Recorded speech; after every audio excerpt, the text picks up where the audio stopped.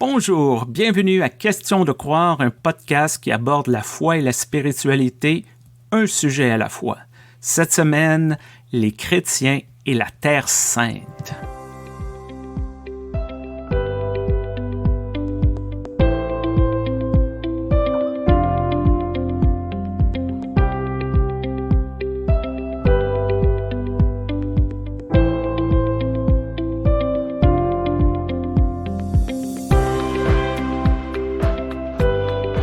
Bonjour Stéphane, bonjour à nos auditrices et auditeurs. Bonjour Joanne, bonjour à tout le monde.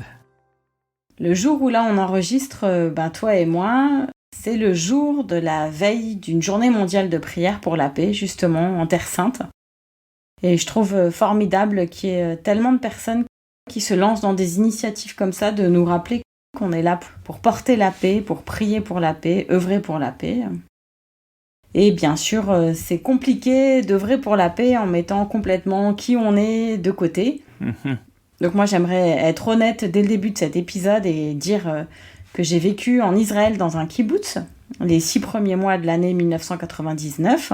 Et j'en ai profité pour répondre à des invitations et je suis allée visiter des chrétiens en Jordanie, des musulmans en Égypte.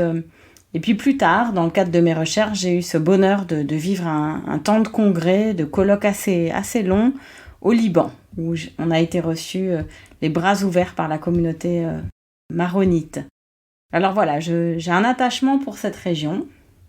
J'ai un attachement parce que peut-être quand j'étais jeune, ma mère m'a amenée une fois pour y passer Noël, justement dans l'une de ces grottes à Bethléem. On ne sait pas si c'est celle de Jésus, en tout cas une grotte à Bethléem, ça c'est sûr.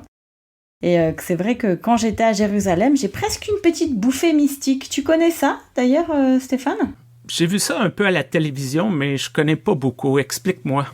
C'est le syndrome de Jérusalem. C'est quand tu vas là-bas, c'est tellement chargé de toutes les prières, de toutes les attentes. J'ai eu cette espèce de bouffée mystique. Alors moi, c'est resté assez light, assez léger. J'ai écrit des trucs dans un carnet en m'imaginant plus tard pasteur là-bas. Et puis, il y en a d'autres, malheureusement, et ça, c'est à prendre au sérieux, qui arrivent là-bas et qui ont comme une sorte de dédoublement de personnalité et qui pensent être le retour de Jésus ou bien un prophète du judaïsme ou de l'islam, qui se promènent plus très habillés ou bien qui font des prophéties. Ils sont bien habitués, ils connaissent le phénomène à Jérusalem, ils ont une section spéciale dans l'un de leurs hôpitaux. Mais ça veut bien dire que notre rapport à la Terre Sainte peut parfois être vraiment délirant. Lorsqu'on a décidé de travailler sur ce sujet, mon premier réflexe, c'est de dire « je vais parler de ma relation avec la Terre sainte ». C'est sûr qu'en Amérique du Nord, on est un peu plus loin que vous en Europe du Proche-Orient. Ça implique un plus grand voyage. Dans ma jeunesse, j'avais ce fantasme d'aller visiter la Terre sainte, de marcher sur les pas de Jésus. J'ai rencontré plusieurs gens qui l'ont fait. Je ne sais pas si tu as déjà vu ça. Moi, j'ai déjà vu des gens qui reviennent avec des certificats attestant leur pèlerinage en lieu saint, là. Le beau certificat avec le sceau. Et je me suis rendu compte que maintenant, bof, pourquoi là et pas ailleurs? En plus des considérations d'empreinte carbone, maintenant, est-ce que Dieu est plus présent dans un lieu géographique qu'un autre? Et je me pose beaucoup de questions. Je suis très heureux pour les gens là-bas qui vivent de l'industrie touristique. Bravo, félicitations! Une très belle façon de gagner sa vie et de nourrir sa famille. Mais je me demande encore pourquoi je devrais aller à cet endroit et pas un autre. Et ça, je n'ai pas encore de réponse. Mais je suis assez d'accord avec toi. Mais il y a un rapport qui est tellement intense des gens à ce coin du monde. Par exemple, j'ai découvert qu'un certain nombre d'ordres de chevaliers existaient encore. Donc des ordres toujours masculins. Et puis ils se réunissent, ils sont pas si nombreux, mais ils ont des capes par contre. Ça a l'air assez important, une cape. Ils réunissent un peu des sous pour des œuvres là-bas. Alors pas que les chevaliers de Malte, il y en a tout plein d'autres. Et en préparant l'épisode, j'ai essayé de me souvenir de certaines choses qui m'avaient frappée quand je vivais au kibbutz. Et il y a une chose qui était dingue, c'est qu'il y avait tout plein de protestants, des réformés coréens qui venaient dans ce kibbutz. Ils s'étaient même débrouillés pour venir avec l'un de leurs pasteurs. Et en fait, ils étaient là pour évangéliser. Sur le moment, tu sais, t'as 18 ans, tout est un peu égal. Tu fais, ah ouais, pourquoi pas, d'accord, cool. Mais maintenant, quand j'y pense, les gars-là, ils parlaient même pas vraiment anglais, hein, qu'on soit d'accord. Ils parlaient coréen. Et donc, ils faisaient avec moi l'ulpan pour apprendre l'hébreu. Mais ils voulaient évangéliser qui et comment? Je comprends toujours pas quand j'y pense. Ils avaient été financés par une église pour aller faire un ulpan d'hébreu et vivre dans un kibbutz pour évangéliser qui? Parce que les gens du kibbutz, je vais te dire, ceux avec lesquels j'ai vécu, c'était des gens coriaces dans le sens où c'était des descendants de survivants de la Shoah. Donc ça, c'est des gens, tu venais pas leur dire « Jésus t'aime, pati pata ». C'était des gens...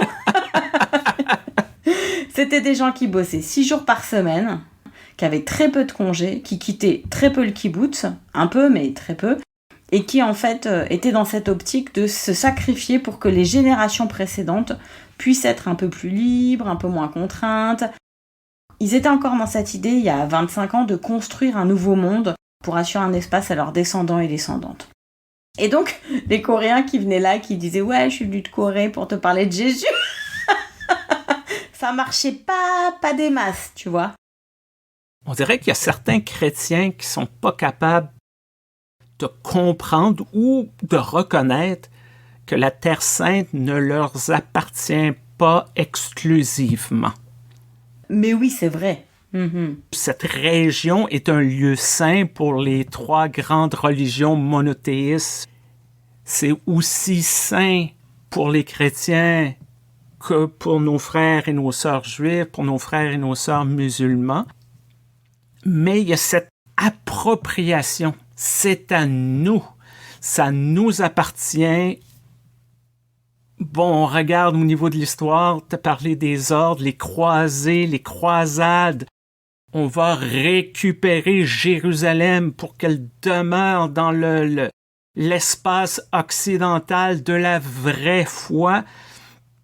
On dirait qu'on a beaucoup de difficultés à aller au-delà de ça, de dire ça peut être important pour moi, ça peut être important pour quelqu'un d'autre et j'y perds absolument rien de partager.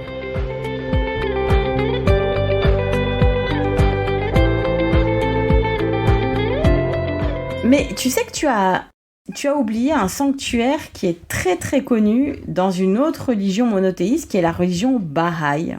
Et j'aimerais faire un pas de côté en disant qu'il y a des ultra-minorités aussi en Terre Sainte qu'on oublie un peu. À Bahaï, tu as là-bas un sanctuaire dans un immense jardin où il y a une biodiversité préservée avec une vue absolument dingue. Et quand je dis ça, j'ai une pensée vers l'un de mes tontons qui habite là-bas, il se reconnaîtra. Et ça nous rappelle qu'effectivement, ce qui est complexe avec les lieux aussi mystiques, c'est de les analyser que sous l'angle de la géopolitique. Et dans les premiers jours du conflit, là, ces derniers temps, je voyais des gens qui réfutaient un certain nombre d'arguments en lien avec les religions, avec les cultures, etc. Je leur disais, mais c'est quand même un peu étrange, quoi, parce qu'on peut pas du tout, dans ce coin-là, où tout le monde y projette tellement, ne pas prendre en compte la composante religieuse, au moins culturelle, mais de se dire que oui, il y a quelque chose là qui converge, il y a des souvenirs, il y a des empreintes, il y a des symboles au même endroit, et ça demande ce petit surplus de patience, de bienveillance, d'humanité, de respect de l'autre dans sa radicale altérité, et ça c'est difficile. Ça c'est vraiment difficile. Peut-être ce qui est aussi difficile pour plusieurs, c'est de comprendre le passage du temps. En tant que chrétien, on lit la Bible, on parle de Jésus d'une manière d'aujourd'hui, on le fait aujourd'hui, mais on dirait qu'on oublie que c'est une histoire qui date de 2000 ans. Il y a certaines personnes qui disent « Moi, je vais aller en Terre Sainte pour retrouver Jésus » et on dirait que ces personnes-là s'imaginent marcher dans les mêmes chemins et rentrer dans les mêmes bâtiments que Jésus aurait fait. Mais il y a 2000 ans que c'est passé. Il y a une espèce de relation un peu tordue dans le sens où on veut une espèce de construction qui va répondre à nos attentes, à notre vision du passé, à notre vision des écrits bibliques, et on oublie tout ce qui a été fait, défait, les changements, les transformations de société. Et je comprends les gens là-bas de jouer le jeu, de dire « Ah, voici des chrétiens, on va leur faire croire qu'on s'habille toujours comme ça. » Je comprends toute cette industrie-là. Cependant, on semble télescoper 2000 ans d'histoire et plusieurs de ces lieux saints, souvent c'est des désignations totalement arbitraires. Par exemple, l'église du Saint-Sépulcre, c'est la mère de l'empereur Constantin Ier, Hélène, qui est partie en pèlerinage à Jérusalem, qui a découvert la vraie croix du Christ, qu'on avait mystérieusement gardée pendant 3 siècles pour une raison quelconque. Et à l'endroit où elle a découvert la vraie croix du Christ, voilà l'église du Saint-Sépulcre. Il y a plein de trucs comme ça qui ont été créés. Peut-être que c'est vrai, peut-être que c'est pas vrai, mais c'est quand même bizarre qu'on se souvienne de tous ces lieux-là parce que, pour reprendre une expression de Rowan Atkinson, l'ancien archevêque anglican, Jésus, il disait en anglais, « is a nobody from nowhere ». C'est quelqu'un d'inconnu, de nulle part, un coin reculé de l'Empire romain. Sa vie est pas nécessairement extraordinaire si on regarde ça d'un point de vue historique, si on n'est pas religieux, mais on se serait souvenu à tous les endroits où il aurait multiplié les pains, où Lazare est ressorti de son tombeau, l'endroit où il serait né. Mais voyons. C'est des outils de vénération, c'est des outils qui nous appellent à croire, mais il y a quand même une réalité historique qui n'est pas là et qui est souvent perçue. Le lieu où Jésus a fait telle chose.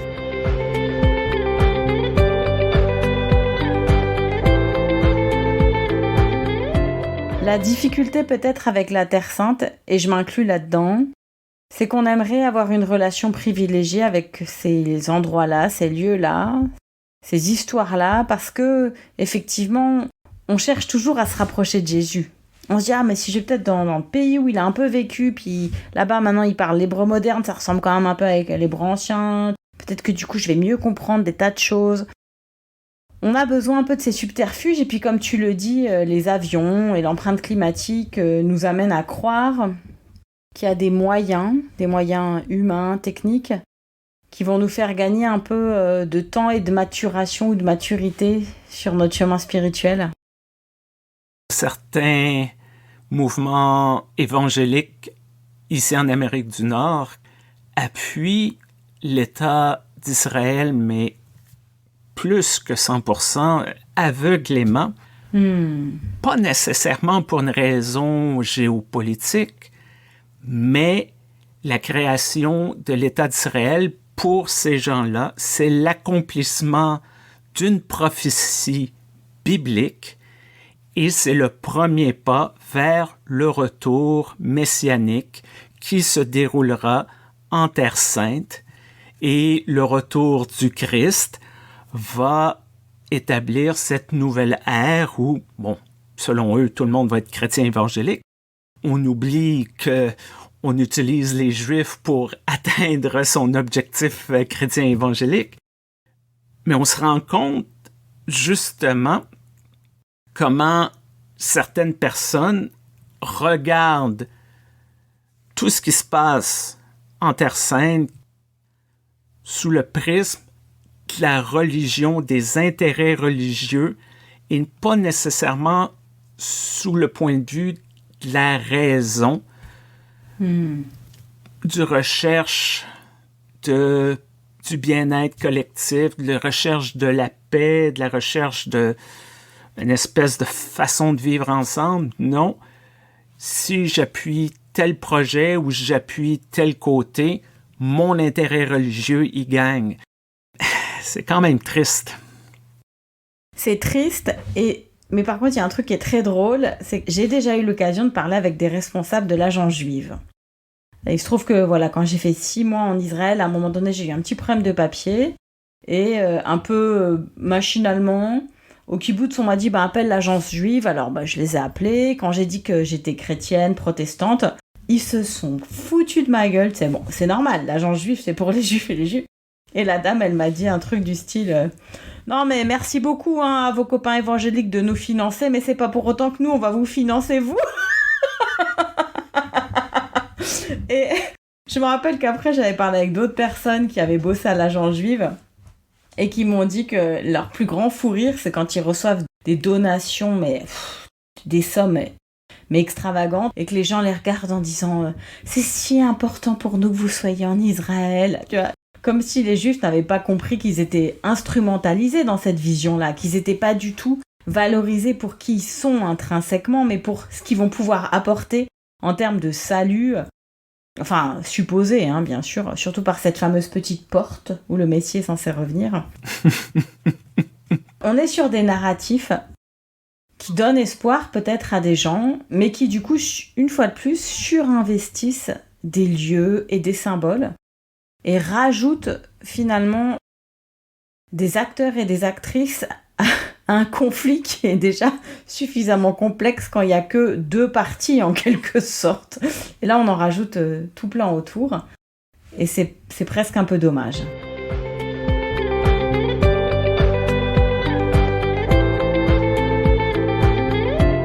Moi, je recommande une lecture toute simple. Alors là, pour le coup, tu vois, je vais pas faire un truc genre je vous recommande de lire le traité sur... Non. Je recommande de lire la BD de ton contemporain, mon ami. Est-ce que tu connais ? Je t'ai déjà parlé de lui, je crois. Vraiment, c'est quelqu'un que j'adore. Les Chroniques de Jérusalem de Guy Delisle. Oui. Ah, ça, c'est... Et puis alors, il est drôle. C'est vraiment un Québécois, je crois. Enfin, j'ai l'impression qu'il est Québécois. Et puis, à un moment donné, sa femme travaille pour un truc des Nations Unies ou Médecins Sans Frontières, je me rappelle plus très bien, elle est humanitaire, donc il est hyper neutre en fait, il comprend rien à tout ça, il se dit c'est marrant quand même, c'est quoi ça ? Et puis il parle avec sa femme qui va travailler dans les territoires occupés, et puis à un moment donné il en peut plus, il sait plus où se foutre pour faire ses croquis, donc il va parler avec le pasteur luthérien qui est en vieille ville, qui est tout content d'avoir quelqu'un qui est justement pas du tout religieux, et ils deviennent meilleurs copains.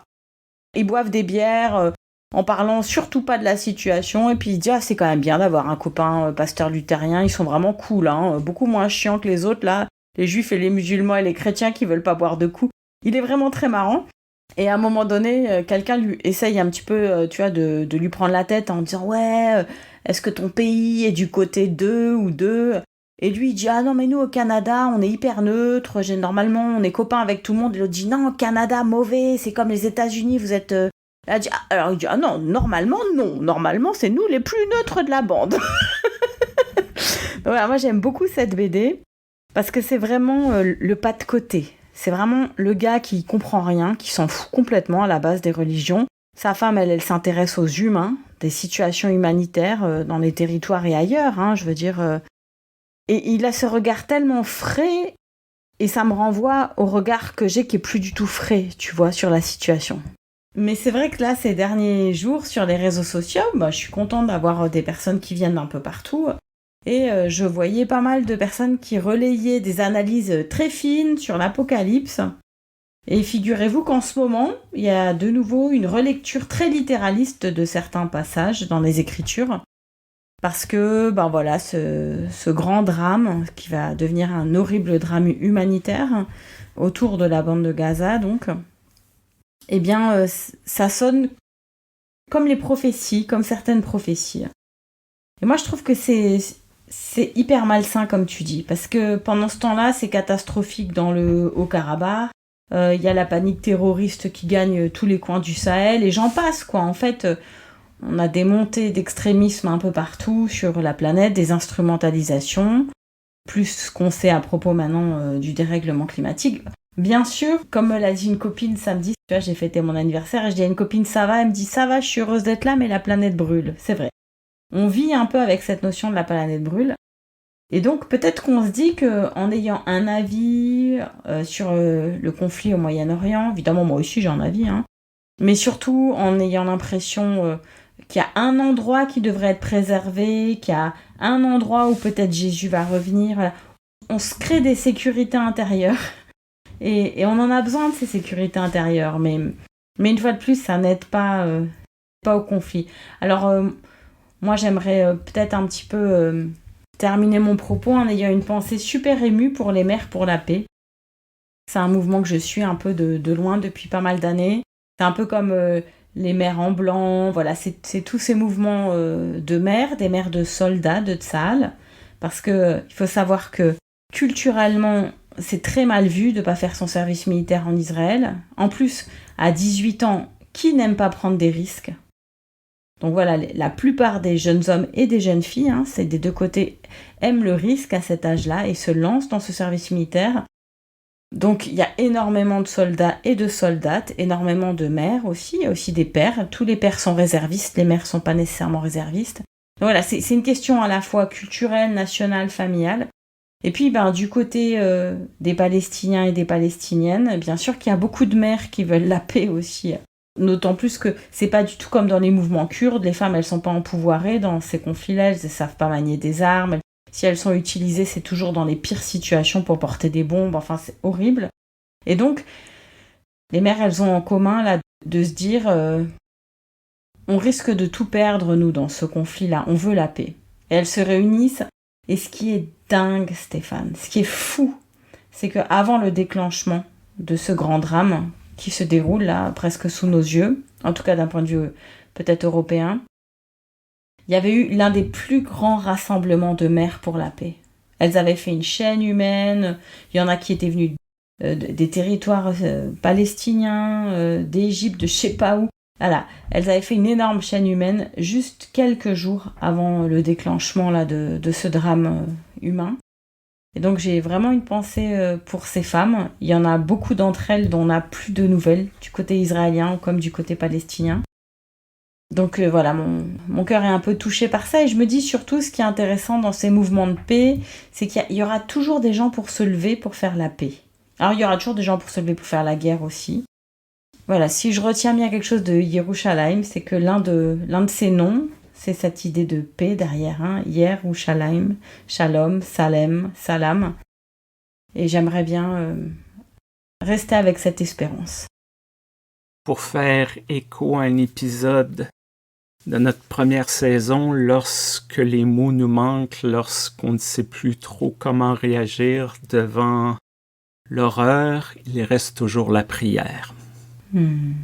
Et on va s'arrêter ici en espérant que nous serons tous et toutes des instruments de paix, que nous serons capables de prier pour la paix pour la Terre Sainte et que cette Terre Sainte soit élargie à l'ensemble de la planète.